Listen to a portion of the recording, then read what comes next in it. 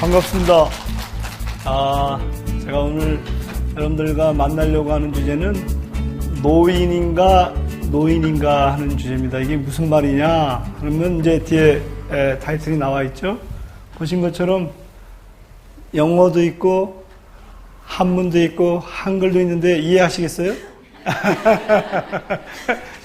굉장한 의미 있는 용어인데, 노인은 뭐냐면 노인복지관에 가서 노인분들한테 물어봤어요. 당신들은 뭐라고 하디? 그랬더니 이분이 어떤 분이 이렇게 손을 뻗쩍 들더니 우리 보고 노인이래요, 이렇게 얘기를 하는 건 거예요. 그 얘기는 뭐예요? 우리는 인간도 아니래요, 이렇게 이제 얘기를 했다는 건 거예요. 그래서 제가 뭐라고 얘기했냐면, 어르신은 노인이 아니라 노인이에요, 이렇게 얘기를 한 거죠. 그러니까 인간도 아닌 것이 아니라 굉장히 지혜로운 사람이다, 이제 이렇게 얘기를 했는데, 제가 이 8강을 통해가지고, 여기에 걸맞는 이름은 뭘까? 그것이 저는 이제 선배 시민이라고 생각을 하고, 그 선배 시민의 이론, 선배 시민의 역사, 그러니까 선배 시민이 무엇을 실천할 것인지를 여러분들과 함께 이제 공유하면서 제 어머니, 제 부모한테 이 강의를 좀 바치고 싶다는 생각을 하게 됐거든요. 그것은 또 어떤 것이냐면, 우리가 노인이 누구든지 피할 수 없을 것인데, 우리에게 바치는 그런 어떤 그 공감을 만들고 싶다, 이렇게 생각을 하고 있습니다. 제가 이제 이런 고민을 하게 된 것은, 사실은 저 혼자 한 게 아니라, 이제 저랑 같이 토론하는 동료들이 있거든요. 마중물이라는 시민교육과 사회정책을 위한 마중물인데, 같이 한 6년 동안 같이 공부를 했던 것 같아요. 우리가 노인 문제들을 어떻게 볼 것이냐, 우리가 새로운 지평을 어떻게 열 것이냐. 이제 그러던 중에 마침 이제 한국노인복지관협회, 경기노인복지관협회에서 그럼 함께 하자 해가지고 그 토론의 결과물이고, 그리고 이것에 기반해서 저희가 책도 준비하고 있고, 이제 그러던 차에, 정말 이것은 하도로 삼을만 하다. 그래서 이제 강의회까지 올라오게 됐거든요. 그래서 이제 오늘 1강은 여러분들이랑 뭘 물으려고 하느냐, 보신 것처럼 새로운 인간의 발견, 시니어 시티즌. 시니어라는 것은 주니어에 대비되는 거니까 선배라는 뜻이고요. 시티즌이라는 건 뭐죠? 시티즌은 건 시민이라는 뜻이거든요. 그래서 제가 어떤 근본적으로 나는 과연 시민인가, 이런 문제 제기를 하는데, 시민인데 그 시민이 어떤 시민이냐? 선배 시민이다, 이제 이런 얘기예요. 그래서 이것은 이제 도입부로서 선배 시민이라는 건 도대체 뭘까 하는 화두를 한번 던져보려고 합니다. 아파야 했습니다. 두려워야 했습니다.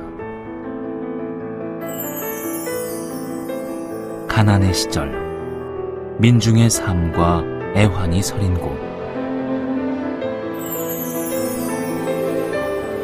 상상도 못할 일들이, 추억이, 삶이 길 위에 있습니다. 그곳에 사람이 있습니다. 누구일까요? 아버지와 어머니. 아버지, 어머니는 당신에게 어떤 존재입니까? 언제나 저를 지지해주고 존재 자체만으로도 힘이 되는 분들이죠. 그럼 부모들이 나이가 들면 어떻게 됩니까? 그야 당연히 할아버지, 할머니? 노인 아닙니까? 노인은 어떤 존재입니까? 나약하고 돈이 없어서 우리가 부양해야 할 사람들이라고 생각합니다. 노인들은 왜 돈이 없을까요? 그거야 물론 자식들을 위해서 쓰고 또 병 때문에? 그래서 그 노인들은 이제 당신에게 쓸모가 없습니까?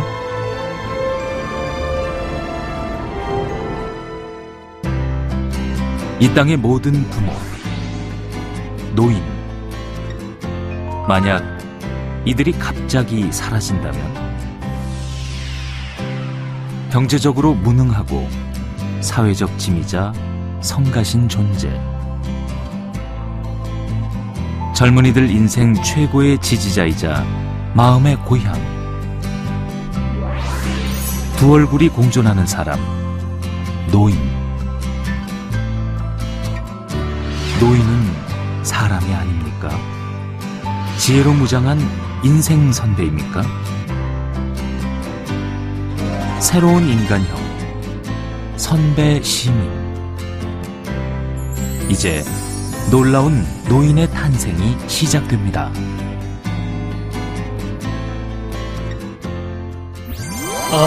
잘 보셨습니까? 이처럼 극적인 어떤 그 대립되는 성격 특징을 가진 존재가 또 있을까, 이제 이런 생각이 드는데요. 한편에서는 사회의 짐이고, 또 한편에서는 엄청난 지혜의 보고가 그 안에 있어서 우리를 돌보고, 우리에게 어떤 지지들을 항상 늘 같은 태도를 해주시는 그런 존재가 어디 있을까, 이제 그런 건데요. 저에게도 그런 부모님이 있습니다. 한번 보여드릴까요? 깜짝 놀라셨죠? 자, 이 사진에서 제가 어디에 있는 것 같아요? 네, 이거고요. 여기 형이고, 누나고, 이제 막내인데, 가운데에 계신 분이 저희 부모님입니다. 저희 부모님은 이때가 제 초등학교 6학년 때니까 강원도 영월에서 그냥 무작정 집이 상경을 해갖고 굉장히 힘들던 시절이었거든요.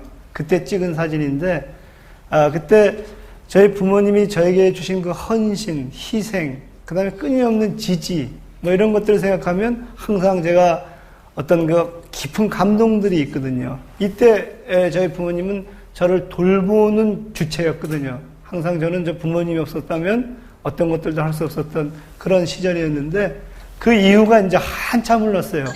몇 년이 흘러서 찍은 것 같아요.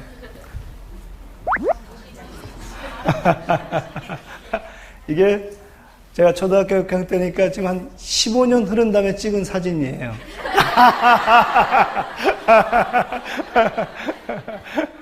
한 30여 년 흘러서 찍은 사진인데, 그대로 사진을 한번 찍어봤어요.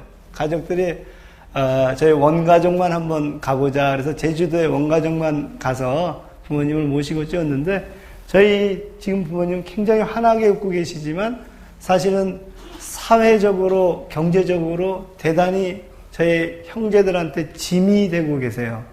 왜냐하면 저희들이 용돈도 드리고 그래야지 어떤 그 생활이, 삶이 가능하기 때문인 거죠.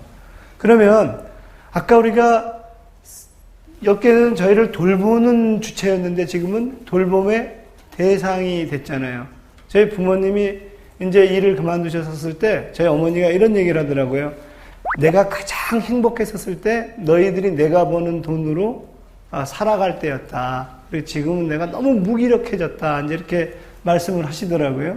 그래서 저는 이제 저희 부모에게서도 두 가지의 어떤 그 노인의 존재가 발견이 되는 건 거죠. 어떤 거냐면 저희 부모님한테는 저의 어린 시절이 담겨 있거든요.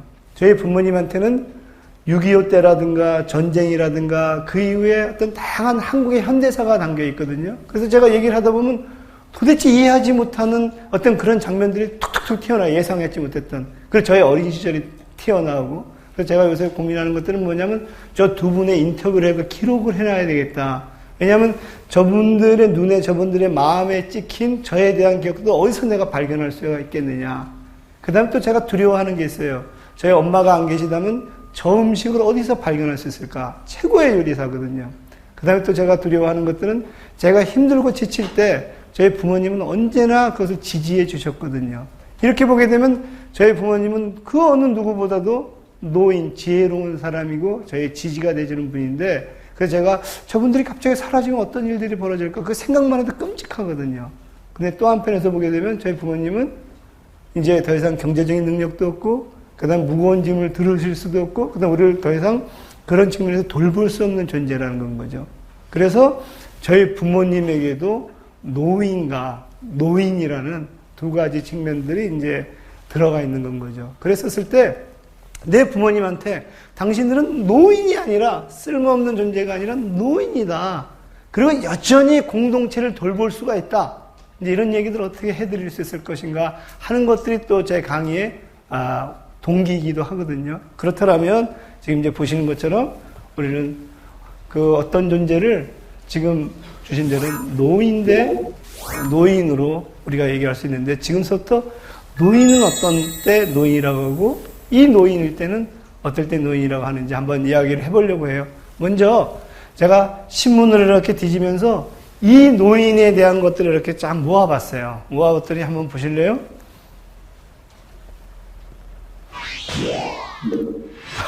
어떠세요? 굉장히 당황스럽지 않으세요? 보면 권태로운, 보살핌이 필요한, 깡마른, 초라한, 무력한, 하나하나를 다 이렇게 뒤져봐도 거린까지 있거든요.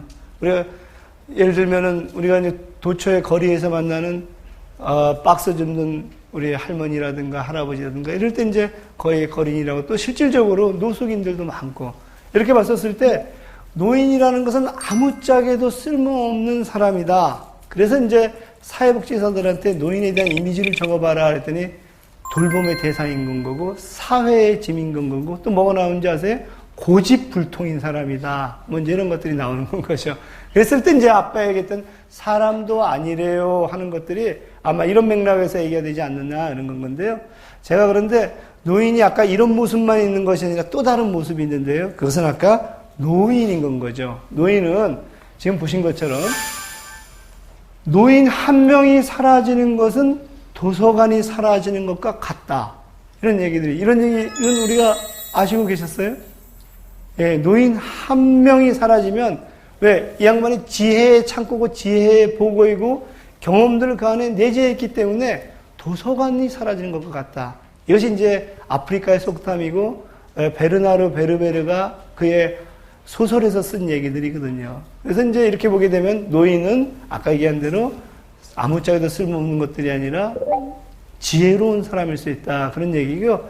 또 한 얘기는 이제 이게 덴마크 속담인데요. 집안에 노인이 없으면 어떻게 해야 된다?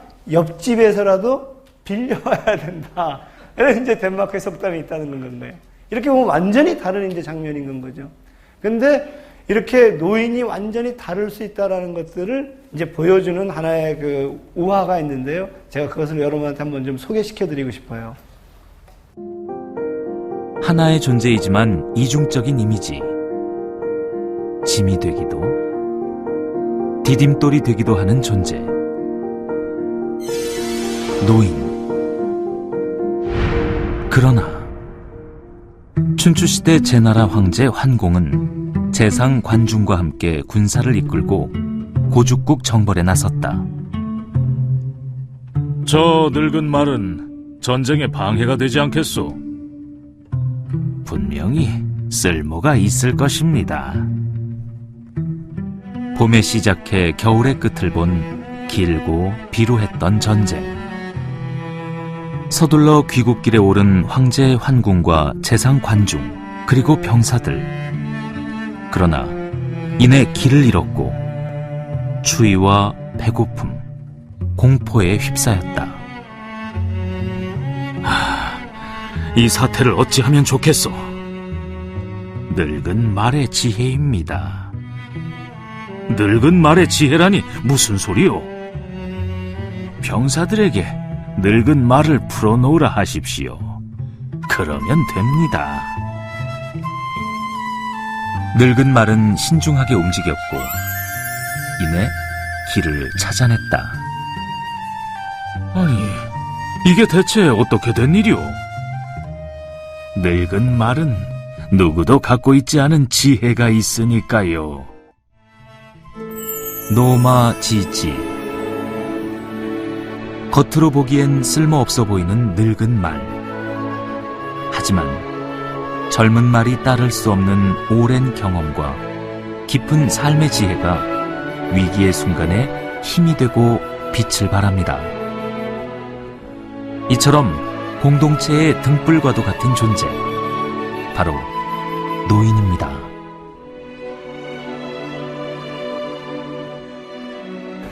제나라의 황제 황공이라는 사람이 고죽국이라는 아주 조그만 나라를 정벌하러 갔어요.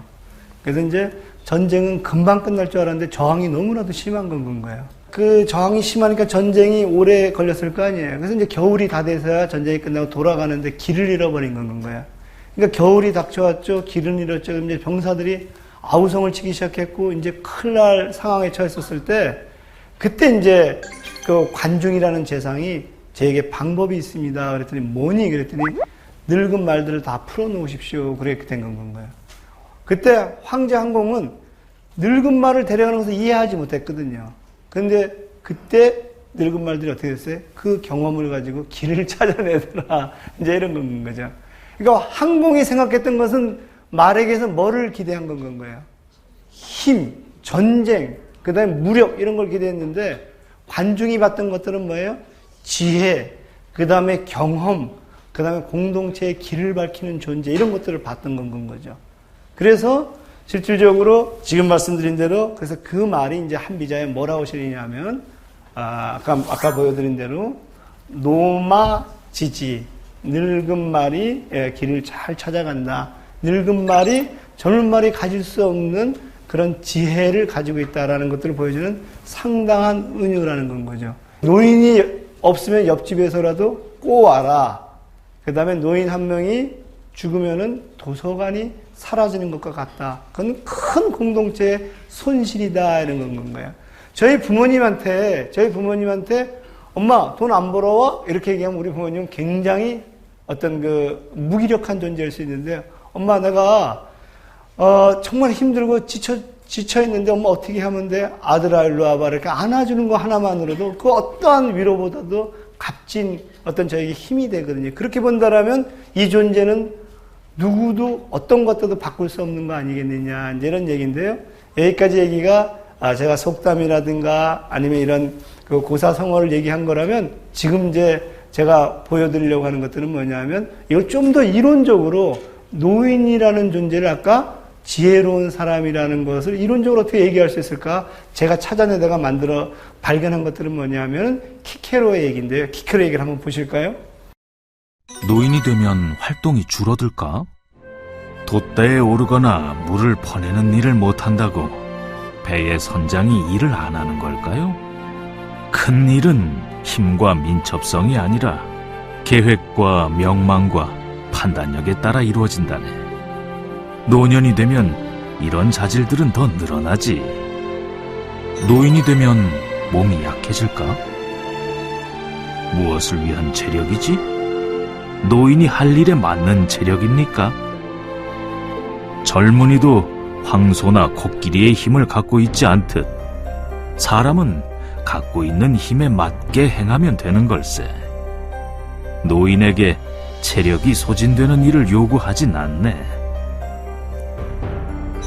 노인이 되면 감각적 쾌락이 사라질까? 쾌락이 사라지지 않는 것이 문제가 됩니까? 노년에는 진수성찬도 잔뜩 차린 식탁도 자꾸만 채워주는 술잔도 필요 없어서 주정도 소화불량도 불면증도 없다네. 절제하는 회식을 즐기기 때문이지. 노인이 되면 죽을 날이 얼마 남지 않은 것일까? 충분히 살았으니 젊은이가 바라는 것을 노인은 벌써 얻은 게 아닌가. 죽음보다 자연과 조화를 이루는 것이 또 어디 있겠나. 과일이 설 익었을 때는 따기가 힘들지만 녹 익었을 때는 저절로 떨어지듯 젊은이들에게는 폭력이, 노인들에게는 완숙이 목숨을 거두어 간다네. 노년이란 고통과 쇠퇴의 단계가 아닌 인간 완숙의 경지. 완숙한 인간이란 삶의 지혜와 통찰로 공동체를 위해 늘 바쁜 사람. 노인.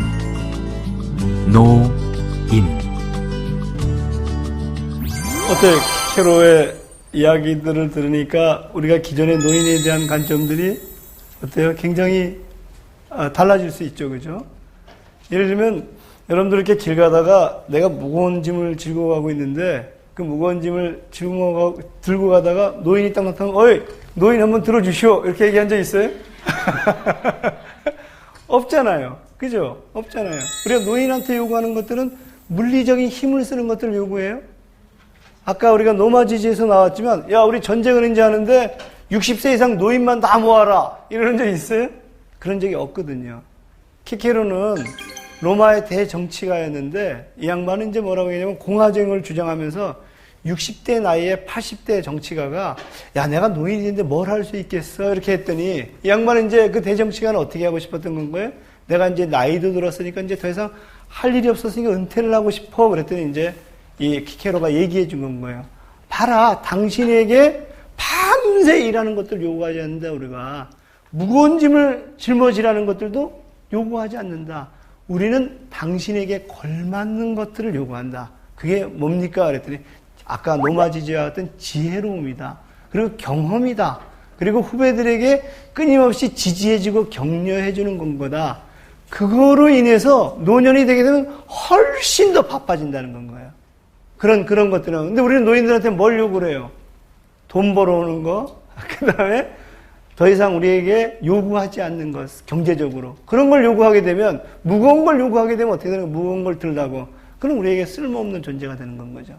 키케로가 뭐라고 얘기했냐면, 나는 젊었었을 때 엄청나게 전쟁터하고 싸움을 했다는 건 거예요. 그런데 이제 늙었는데 나는 전쟁터에 가지 않는데요. 그런데 뭐 하는지 아세요? 전쟁의 작전을 짜고 회의를 하고 더 바빠졌다는 건 거예요.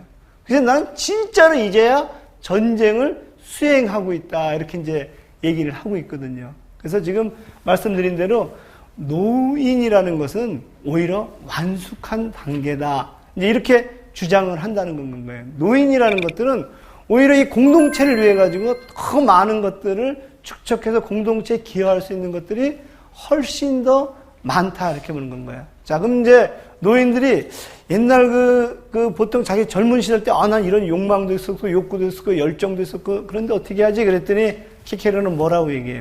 오히려 그것 때문에 부패하고, 오히려 그것 때문에 진짜 할 일들을 하지 못하고 절제하지도 못하는데 그것은 오히려 노년의 축복이다.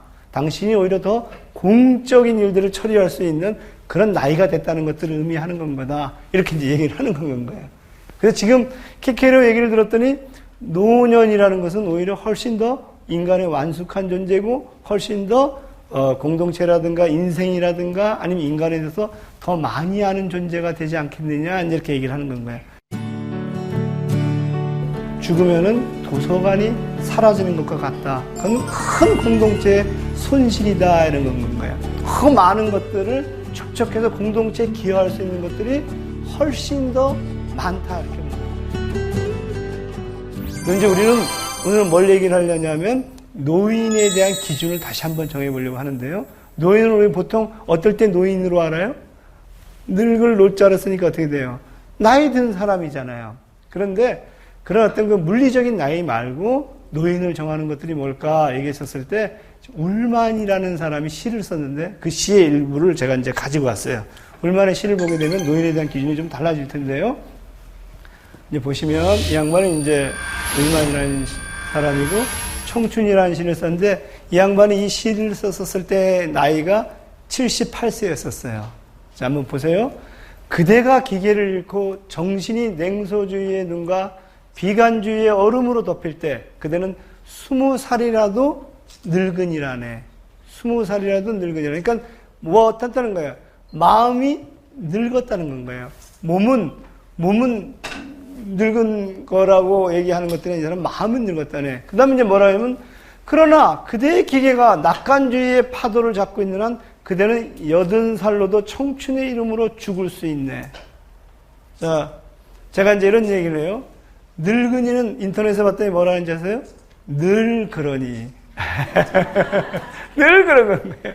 젊은이는 뭔지 아세요? 저를 묻느니. 늙은이는 뭐 세상이 늘 그렇지 뭐 이렇게 어떤 일종의 어떤 그 뭐랄까 체념 상태에 빠진 거라면 젊은이는 저를 묻느니. 끊임없이 묻는 건 거예요. 내가 뭘 할 수 있는지. 이게 젊은이인데 여러분 요새 청년들 젊은일 것 같아요? 늙은일 것 같아요? 예, 끊임없이 묻기보다는 끊임없이 적응하려고 하고 끊임없이 생존하려고 하는 건 거예요. 스펙이라든가 이런 것들 어떤 근본적인 것들을 묻기보다는 끊임없이 적응하려고 하기 때문에 그 어떤 그 특징은 오히려 늙은이일 수 있다. 근데 요새 노인들 중에 적극적으로 도서관이라든가 복지관이라든가 거리에 가면 적극적으로 활동하는 노년들이 많이 생겼거든요. 그래서 이 사람도 오히려 젊은이일 수 있다. 그래서 제가 무슨 말을 만들었냐면 늙은 젊은이, 몸은 늙었지만 마음은 젊은 사람. 이게 늙은 젊은이고요. 그 다음에 우리가 아까 그런 청년들이 그렇다라면 젊은 늙은이. 저는 뭘 것 같아요? 저는 젊은 젊은이.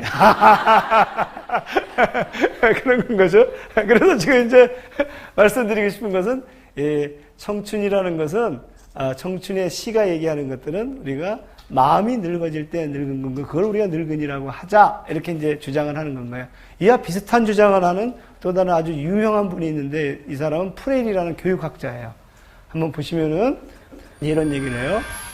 젊음과 늙음을 평가하는 중요한 기준은 달력으로 개선할 수 있는 것이 아니다. 사람의 젊고 늙음은 인식론적인 호기심에 달려있다. 인식론적인 호기심은 뭐겠어요? 끊임없이 주변을 둘러보고 나를 둘러보고 그리고 더 나은 삶들이 더 나은 공동체가 무엇인지를 그 본질을 찾아내는 것들을 지속할 때 그것은 뭐다? 젊은 것이다. 이렇게 이제 주장하고 있는 거거든요. 그러니까 지금 여기 오신 분들을 이렇게 보면 겉으로 보게 되면 늙었는지 젊었는지 알 수가 없는 거예요. 우리 학생들은 어떻게 되겠어요? 젊었어요? 늙었어요? 아니, 시험 때가 되면 늙어지고 시험이 끝나면 또 젊어지고 그래서 늙은이와 젊은이를 왔다 갔다 하는 건 거죠. 근데 본질적으로 우리 학교에 들어왔다는 것만으로도 젊은 건 거예요. 우리 학교에 들어왔다는 것만으로도 젊은 건데, 제가 우리 학교 지난번 총장님께서 이런 말씀을 하시더라고요. 본인께서 강의를 하고 있는데 어떤 그 늙은 분이, 그러니까 노인분이 와갖고, 교수님, 저는 앞 페이지를 읽고 뒤 페이지를 읽으면 다 잊어먹어요. 이렇게 얘기하시더래요. 한 60대 되신 분인데, 그때 또 다른 분이 옆에 있다가, 저는요, 윗줄을 읽고 아랫줄을 읽을 때 다 잊어먹어요. 늙은 거예요? 젊은 거예요? 그런데 이렇게 얘기하더래요. 그거 자체는 늙은 건 거죠. 이렇게 몸이. 그러니까 이 기억력이. 근데 이렇게 얘기하더래요. 그런데 저는 그 한 줄을 읽을 때 그렇게 행복해요. 이것이 끊임없이 자기의 존재의 의미들을 의미를 묻는 거기 때문에 이것은 젊은 건 거다. 이렇게 이제 말씀을 드릴 수가 있고, 그런 점에서 우리 학교 학생들은 굉장히 젊은 사람들이 왔는데, 다만, 시험을 앞두고 늙어지더라. 굉장히 묘한 일들이 벌어지더라. 이제 이런 건 거죠. 자, 제가 지금부터 이제 좀 저의 기본적인 왜 제가 이 선배 시민이라는 노인에 대한 이야기를 하기 시작했느냐 하는 제 경험을 얘기하면서 이제 본격적으로 좀 이 선배 시민 노인에 대해서 저희가 시작하게 된 동기를 좀 얘기하려고 하는데요. 지금 이제 보여드리는 이제 이런 건 거예요. 자, 여기가 이제 영국이에요. 저는 영국에서 유학을 했는데, 저는 이제 스코틀랜드라는 영국의 북쪽에서 에딘버러 대학에서 이제 유학을 했는데, 그때 제가 제일 처음에 유학을 혼자 갔었어요. 그때 제가 늦게 유학을 갔기 때문에 제 나이가 그때 39살이었는데, 지금 여러분들이 제가 39살이었는데 이러면 깜짝 놀라는 분들이 많은데, 지금 39살처럼 보이는데 왜 그러냐. 이렇게 얘기하는데, 39살 때 간 곳인데, 저 혼자 갔더니, 저희가 가장 중요한 일들이 하루 밥을 해결하는 거였거든요. 보통 우리 어릴 때 어디 가면 밥을 함께 해결해줘요? 교회에 나가면 해주잖아요. 그래서 제가 이 프리 처치 오브 스코틀랜드의 프리 처치라는 곳을 나갔어요. 이제 이 교회인데, 제가 가가지고, 그때 깜짝 놀란 게 있어요. 밥을 이렇게 공짜로 함께 주는 것보다도 노인분들이 굉장히 열심히 설교를 듣고 계시더라고요. 그래서 제가 그때 어떤 생각을 했냐면, 야, 여기는 목사 해먹기 정말 힘들겠다. 그렇죠. 노인분들이 열심히 듣는다고 생각하면 그 설교를 어떻게 준비를 해야 돼요. 그죠? 그래서 제가 봤더니 거기는 새벽 기도도 없고, 수요 예배도 없고, 그 다음에 주일 예배 딱 한 분 있더라고요. 그러니까 목사님 두 분이서 2주에 한 번씩 설교를 준비하더라고요. 그러니까 거기에서는 설교가 중요해지는데, 왜냐하면 그것을 이렇게 쳐다보는 노인들이라서 우리 한국의 노인과 너무 다르다 하는 것들이 제가 첫 번째 인상이었고요. 거기서 이제 그런 노인들을 발견했고, 두 번째 이제 노인을 발견한 데가 여기예요. 자, 여기는 이게 이제 탄들이 있잖아요. 이렇게 탄들이 있는데, 저는 이제 자원봉사를 했어요. 자원봉사인데 그 자원봉사를 어디서 했냐면, 스코티시 마이닝 뮤지엄에서 스코틀랜드 탄광 박물관에 가서 했는데, 제가 탄을 캔 게 아니고요. 거기에 이제 도서관이 딸려 있는데, 도서관에서 책을 분류하는 것들, 서류를 분류하고. 근데 제가 깜짝 놀란 게 있어요. 거기에 자원봉사자들이 전부 다 누구겠어요? 노인이었던 건가요? 노인이었던 건가요? 그래서 제가 그때 그분들을 이렇게 보면서, 깜짝 놀랐는데 그분들이 저한테 이런 얘기를 하더라고요. 이제야 내가 정말 하고 싶은 일을 하고 있다. 예전엔 내가 누구를 위해서 일했어요? 가족과 자식을 위해서 일했는데 내가 이제 은퇴를 하기 위해 정말 하고 싶은 일들을 하고 있다. 이러더라고요. 그래서 실질적으로 서유럽의 노인 자원봉사자 비율은 굉장히 높은 건가요? 그래서 이제 제가 이제 두 번째 그런 노인을 발견했고요. 세 번째 이제 발견한 노인들은 여기인데요. 저 스코틀랜드의 이제 북쪽에 지역 정당이 있는데 그 지역 정당의 이름이 솔리다리티라는 이제 지역 정당인데 여기는 이제 우리로 치게 되면 굉장히 좀 진보적인 정당인데 한 주에 한 번씩 토론회를 했어요. 그래서 이제 저는 거기에서 끼어가지고 이렇게 듣고 이제 했는데 재미난 것은 우리가 진보 정당, 뭐 예를 들면 정의당이라든가 노동당이라든가 이런 데 가면 주로 누가 있어요? 주로 젊은 친구들만 있잖아요. 그죠? 근데 거기는 반반이더라고요. 노인들도 있고 젊은이들도 있고. 그리고 어떤 노인분이 자기 집에 초대를 하더라고요. 그래서 이제 우리는 뭣도 모르고 갔어요. 그때 밥을 다 먹더니 저기 소위 얘기하면 모자 같은 거 이렇게 모금함을 이렇게 돌리더라고. 그랬고 아니 이 노인이 미쳤나 이제 이런 생각을 속으로 하면서 그랬더니 이게 이제 뭐였냐 하면은 그 정당을 위한 모금을 자기가 밥을 해갖고 하는 거더라고요. 정당의 후원금 같은 걸 만드는 건 거죠.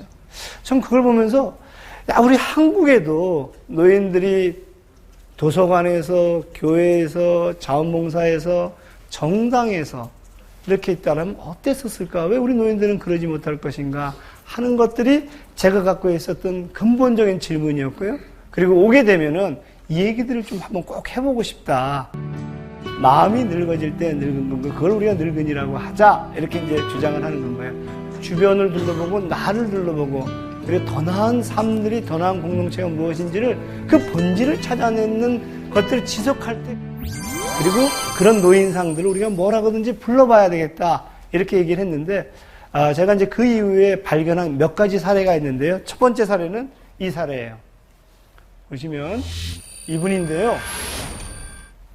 자, 이분은 이제 호소대학교 설립자인 강석규 선생님인데 이제 고인이 되셨는데 이분 얘기를 한번 보세요. 나는 퇴직 후 이제 다 살았다. 남은 인생은 그냥 덤이다라는 생각으로 그저 고통 없이 죽기만을 기다렸다. 이분이 몇 살에 은퇴하셨냐면 65세에 은퇴를 하셨다는 건가요. 그러니까 이제 은퇴를 했으니까 뭐라 그래? 나는 이제 중요한 일도 다 했고 자식도 키웠고 그다음에 기업도 이제 했고 뭐 학교도 했으니까 이제는 쉬어야 되겠다 이렇게 했는데 재미난 것은 뭐냐면 더덥고 희망 없는 삶이었다. 그때는 내가 일도 하지 않고 그랬으니까. 그런데 그런 삶을 무려 30년이나 살았다. 30년 지금 몇 살이 되셨다는 건가요? 95세가 됐다는 건가요. 이 양반 얘기는 뭐냐면 내가 30년이나 살 줄 알았다면 그 시점에서 난 정말 새로운 것들을 했었을 텐데. 근데 이 양반의 얘기는 뭐냐면 만일 내가 퇴직할 때 앞으로 30년을 더 살 수 있다고 생각했었다면 난 정말 그렇게 살지는 않았을 것이다. 그러니까 우리가 은퇴들을 했다라는 거가 이제 다 살았다고 생각했고 이제는 덤이다라고 생각했는데 이 양반이 그때 그러지 않고 나는 이제 새로운 인생이 다시 시작됐다. 이렇게 했다라면 완전히 달라질 수 있었을 것이다. 그래서 이 양반이 95세가 되던 해 뭘 배우기 시작하는지 아세요? 이제 어학을 정말 공부하고 싶었던 어학 공부를 시작했어요. 이 양반이 그래서 100세가 넘으셔가지고 이제 돌아가셨는데 어찌되었거나 우리에게 이제 얘기해 줄 수 있는 것은 이런 노인들이 이제 도처에서 발견된다는 건 거예요. 근데 이 노인뿐만이냐? 제가 이제 새로운 노인을 제가 지금 보여드릴 텐데 여러분들께서 이 노인을 보게 되면 굉장히 익숙하실 거예요. 한번 보여드릴게요.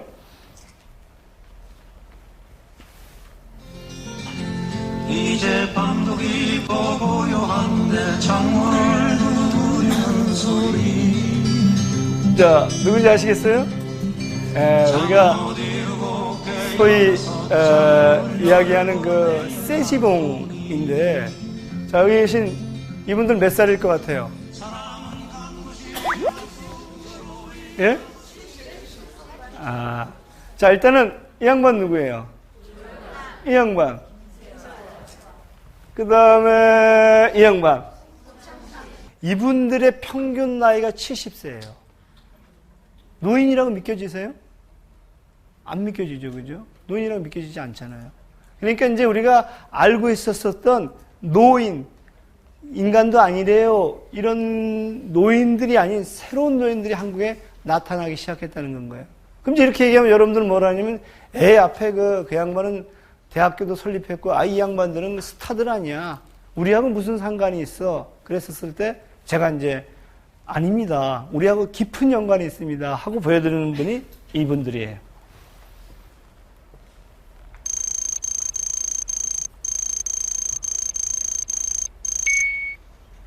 짠! 뭐죠? 베이비 부모. 우리가 보통 전쟁이 끝난 다음에 어느 나라든지 간에 한 1년 있다가 아이를 막 낳기 시작해요. 우리는 전쟁이 언제 끝났어요? 53년도에 끝났잖아요. 그러니까 55년서부터 쫙 났는데 몇 년까지 났냐면 63년까지 나요. 63년에 왜 그만둬요? 여기에 산하 제한 정책이 들어와요. 요 인구가 얼마 정도냐? 700만 명이에요. 인구의 몇 프로요? 14.5%. 거의 한 15% 정도가 돼요. 자, 그러면 55년생이면 지금 몇 살이나 됐을까요? 이제? 그렇죠. 이제 노인 인구로? 노인 인구에 이제 진입하기 시작했다는 건 거예요.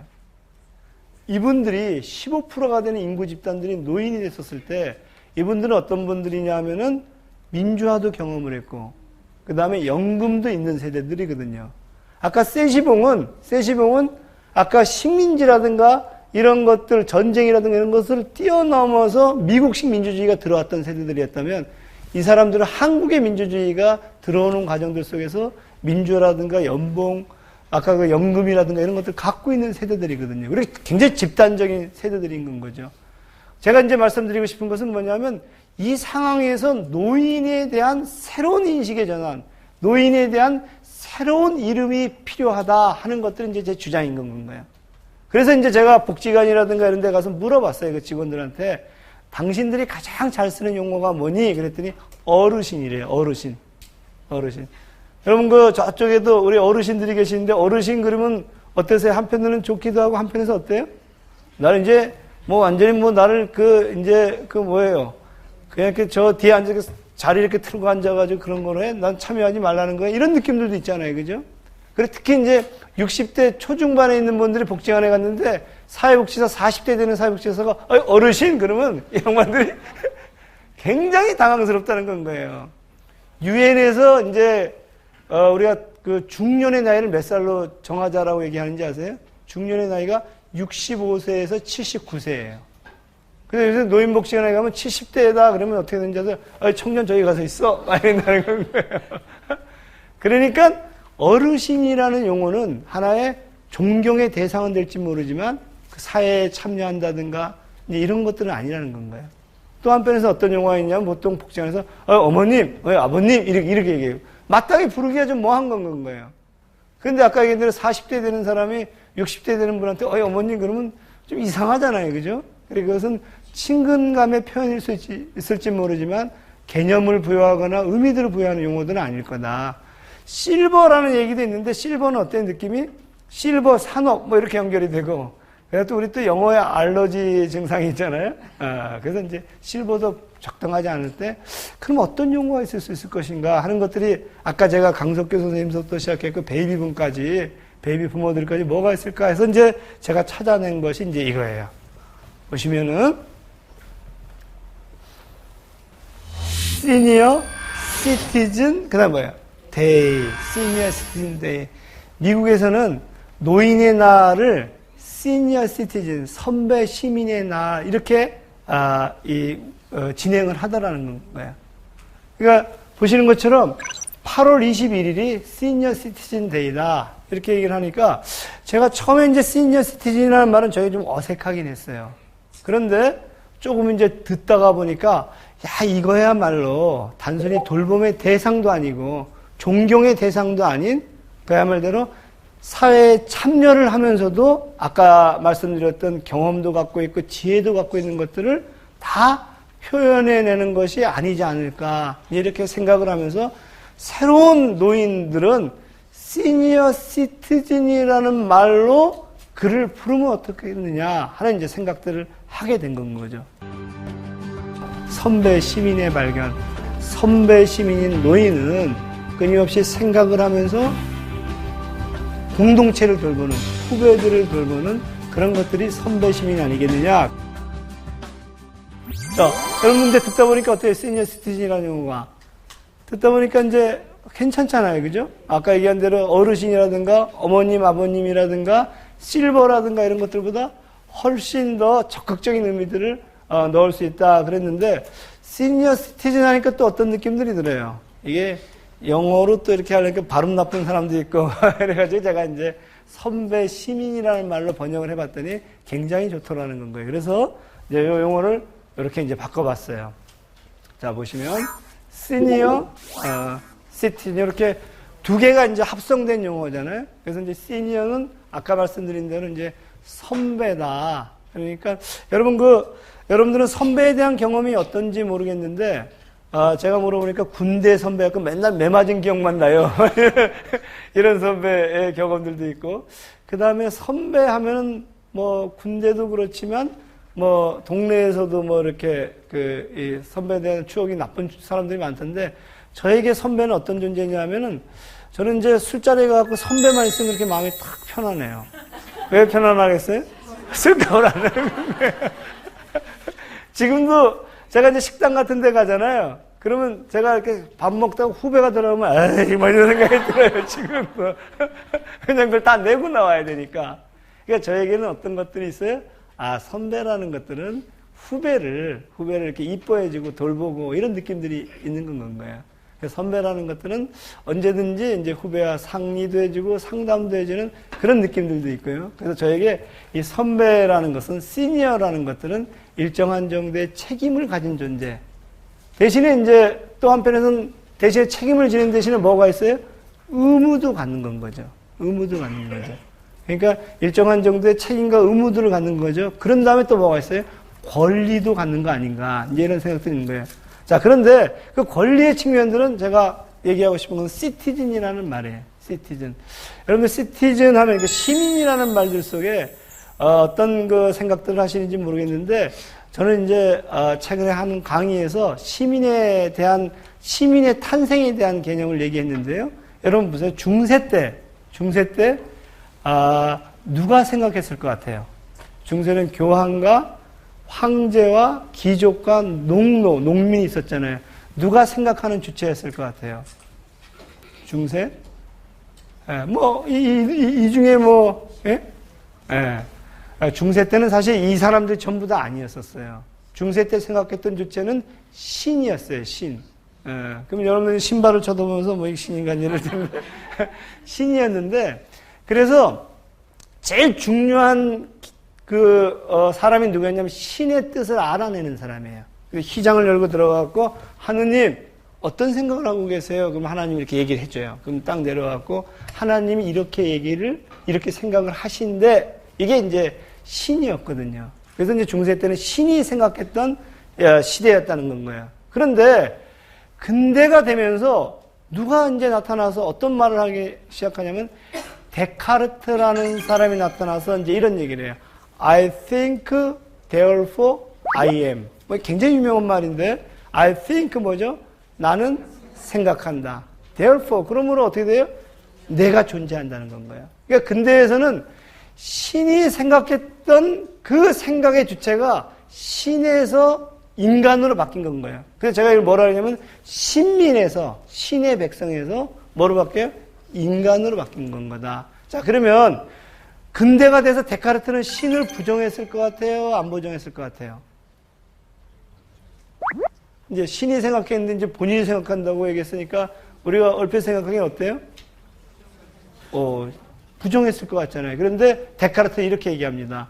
내가 생각해보니 신이 있더라. 이렇게 얘기하는 거예요.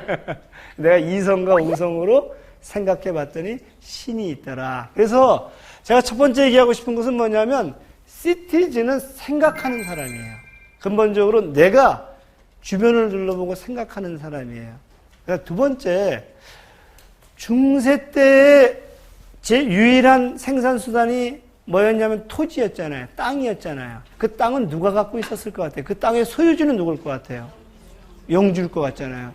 그런데 사실은 그 소유주가 신이었어요. 그렇죠? 신의 시대란 말이에요. 신의 시대. 그래서 이 땅의 주인은 신이었기 때문에 영주는 소유권이 아니라 점유권을 갖고 있었어요. 점유권을 갖고 있었기 때문에 신이 얘기를 해요. 야, 내가 너한테 땅을 잠시 빌려주노니 그 땅을 누구한테 또 빌려줘라? 농민들한테 빌려줘라. 대신에 농민들한테는 이러저런 세금도 걷고 부역, 일도 하게 하고 그런 권리를 내가 너한테 주마. 이제 그러던 시대였거든요. 그러니까 농민은 땅을 받을 권리가 있었던 건 거죠. 그런데 이제 근대가 됐을 때는 어떻게 하는지 아세요? 근대가 됐을 때는 울타리를 이렇게 찍고 거기 있는 사람들 내쫓아요. 그리고 이제 내 땅이다 하면서 소유권이 생겨나거든요. 그래서 시민이다 했었을 때는 아까 생각하는 주체다 하는 것들이 첫 번째인 거고요. 두 번째는 뭐냐면은 최소한의 재산을 가진 사람인 건 거예요. 재산을 가진 사람. 그러니까 재산을 가지고 있고 내가 주인이 된 그런 주체다. 그랬는데 그 재산을 이제 막 가져가는데 군주가 나타나가지고 절대군주가 되는 건 거죠. 절대군주가 나타나서 그 재산에 대해서 상당히 개입도 하고 침해도 하니까 이 사람들이 이제 군주에 대해서 일으킨 것이 시민혁명이에요. 그게 이제 프랑스 대혁명서부터 시작해갖고 그러면서 이제 그 과정에서 삼권 분립이라든가 아니면 언론, 출판, 집회, 결사, 사상, 표현의 자유 이런 것들 막 획득해 나가거든요. 자, 제가 오늘 말씀드리려고 하는 것들은 뭐냐면 노인은 기본적으로 시민이라는 건 거야. 시민이라는 거야. 내가 주체적으로 생각하고 내가 기본적으로 삶이 가능할 수 있는 재산을 일정 정도 가질 수 있는 그 권리들을 갖는 것들이 시민이다라는 건 거고요. 두 번째, 그 시민은 누구냐? 그 시민은 시민이긴 시민인데 선배 시민이라는 건 거야. 그래서 제가 말씀드리고 싶은 것은 선배 시민인 노인은 끊임없이 생각을 하면서 공동체를 돌보는, 후배들을 돌보는 그런 것들이 선배 시민 아니겠느냐. 그래서 이제 제가 오늘 말씀드리고 싶은 것은 첫 번째 강의에서 우리가 드디어 누구를 발견했다? 선배 시민을 발견했다. 그래서 이제 보시면 딱 띄어나니까 선배 시민의 발견, 새로운 인간, 선배 시민의 발견. 우리가 알고 있었던 사회의 짐이자 쓸모없는 사람이었던 노인에서 이제 지혜로운 사람, 근데 그 지혜로운 사람을 뭐라고 우리가 호칭을 붙일 거냐, 이름을 붙일 거냐, 선배 시민 아니겠느냐, 이렇게 말씀드리고요. 그래서 이제 이 첫 강의에서는 선배 시민을 발견했고요. 다음번 강의에서는 그 선배 시민이 그럼 어떤 존재인지를 좀 구체적으로, 인식론적으로, 이론적으로, 그 다음에 존재론적으로 한번 얘기하면서 이 존재에게 어떤 근본적인 의미들을 부여하는 그런 시간이 되려고 합니다. 자, 여러분 오늘 선배 시민을 발견한 여러분들, 선배 시민과 우리가 소통할 수 있지 않겠습니까? 네. 그래서 우리가 이 공감 특강이 저 선배 시민들, 단순히 노인을 그대로 사회적인 짐으로 보게 되면 하나의 어떤 그 쓸모없는 존재가 되지만 선배 시민으로 그 사회가 불러줬었을 때 그는 정말로 공동체를 돌보는 사람들이 된다는 것들을 염두에 두시고 우리가 시민들과 공감하는, 소통하는 그런 하나의 화두가 되기를 진심으로 기대하면서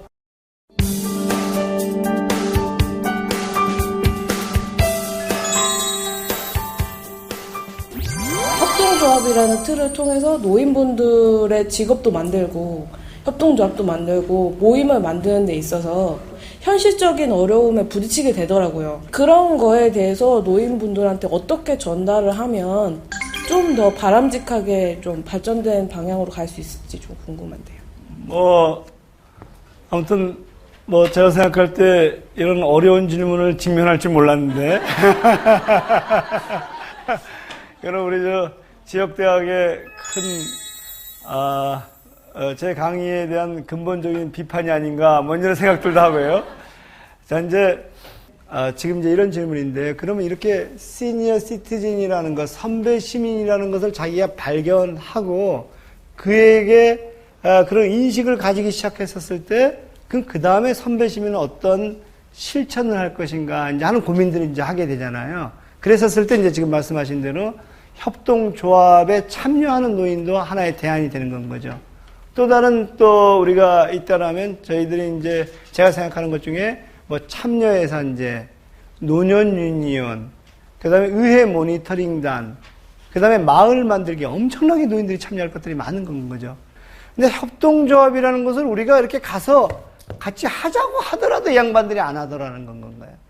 그래서 이제 제가 사실은 이 강의를 할 때 중요한 것들은 뭐냐면 노인들 스스로가 자기를 어떻게 인식할 것이냐 하는 것에 대한 강의이기도 하거든요. 만약에 지금처럼 내가 노인이 아니고 노인이긴 한데 그 노인이 어떤 노인이냐 했을 때 나는 공동체를 돌보는 노인이야.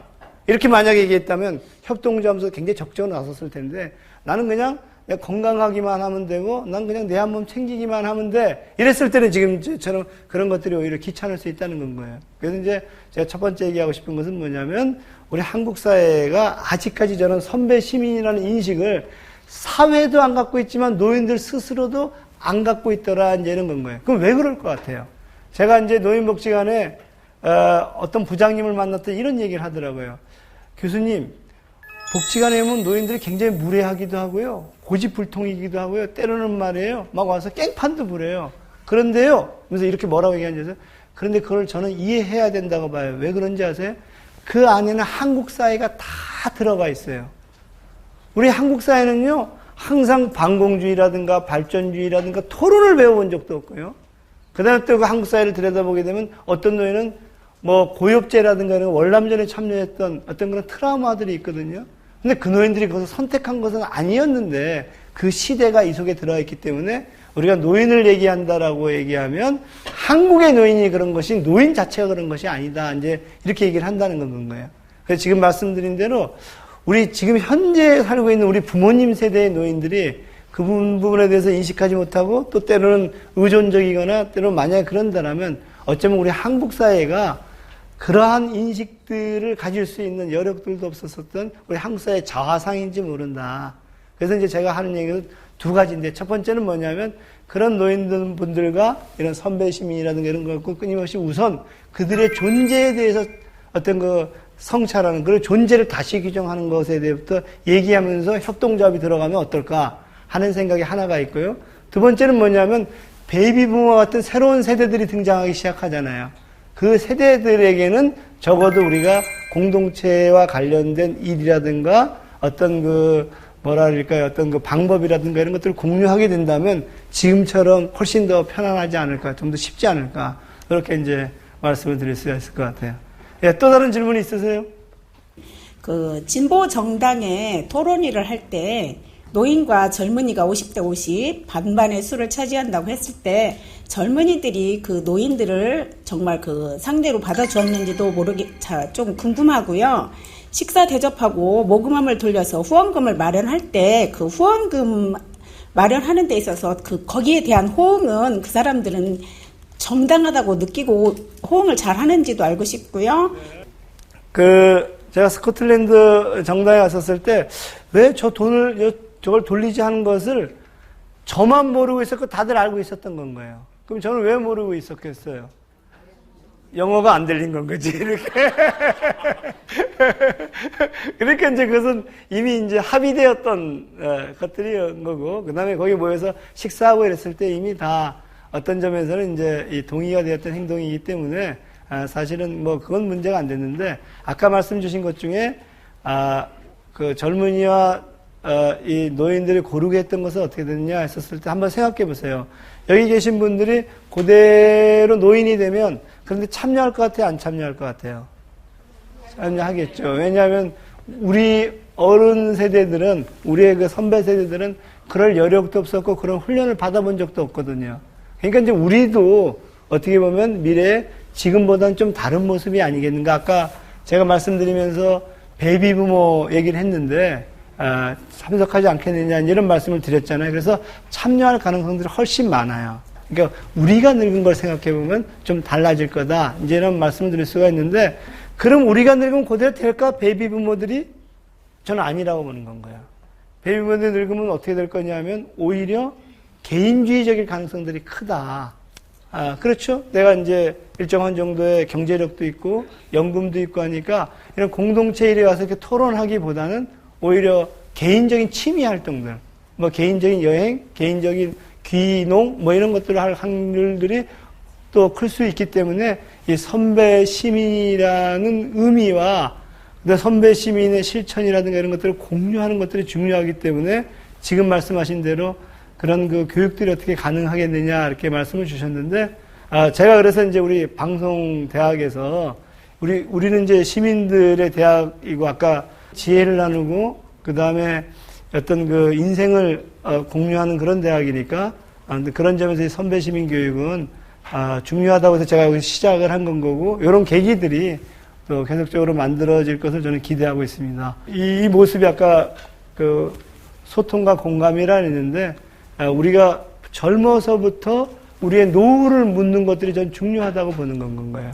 그러니까 서유럽의 근호인들은 10대 때, 20대 때 이미 노후를 물었거든요. 우리의 노후가 어떻게 될지에 대해서 공동체에 물었거든요. 그러니까 우리도 지금서부터라도 어떤 묻는 그런 어떤 이 계기들을 만들었으면 좋겠다 생각하고요. 선배 시민이라는 개념이 그런 우리를 성찰하고 되돌아보는 그런 어떤 화두가 되고 담론이 되고 그 다음에 계기가 되기를 진심으로 기대하면서 이것으로 마치겠습니다.